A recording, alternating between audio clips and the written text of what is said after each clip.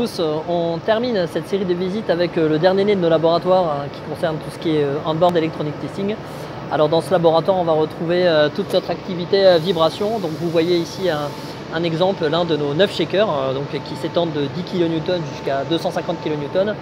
Ils sont tous équipés de tables et d'enceintes et de caissons climatiques allant de quelques degrés par minute jusqu'à une enceinte variation rapide de température à 15 degrés minute. Nous sommes capables de faire des signaux aléatoires, des signaux sinusoïdaux. Alors là, désolé, c'est un peu plus bruyant. En voilà un qui tourne en ce moment. Donc là, c'est un test à température ambiante.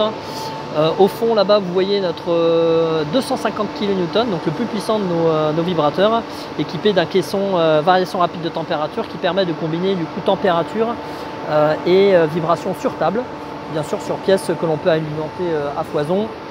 Ici notre deuxième vibrateur permettant de combiner caisson et table. Ensuite ici toute la partie climatique de cette activité est importante puisque là on va combiner endurance climatique et endurance électrique avec différentes phases d'alimentation, du on-off, de la surtension si c'est possible. Ensuite ici on va retrouver notre enceinte à vide pour simulation de transport aérien. Ensuite un choc thermique ici qui sert essentiellement de prévieillissement.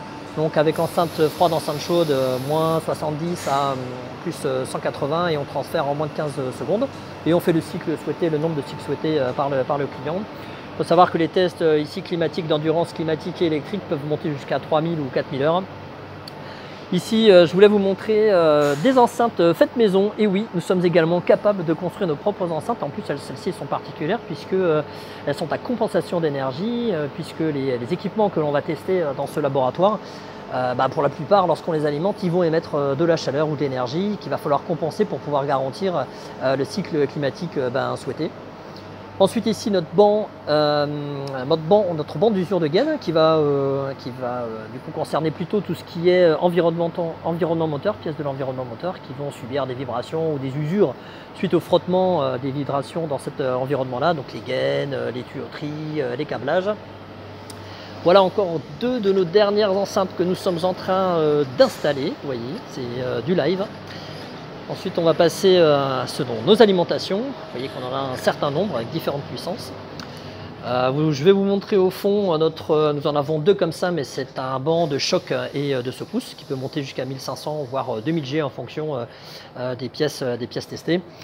Ici, notre banc d'ampérage, donc là on va envoyer jusqu'à 300 ampères dans les câblages et ce qui va nous permettre de mesurer finalement la température de la cosse versus l'ampérage envoyé et mesurer la résistance de celle-ci.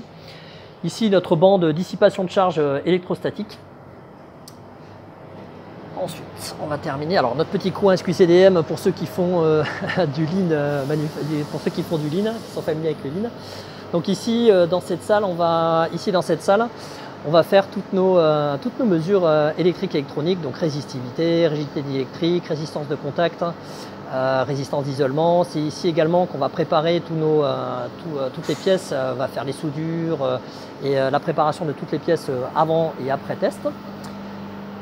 Et enfin, on a une petite bino également au fond qui permet de mesurer les dégradations, notamment par exemple sur des LED en fin d'essai.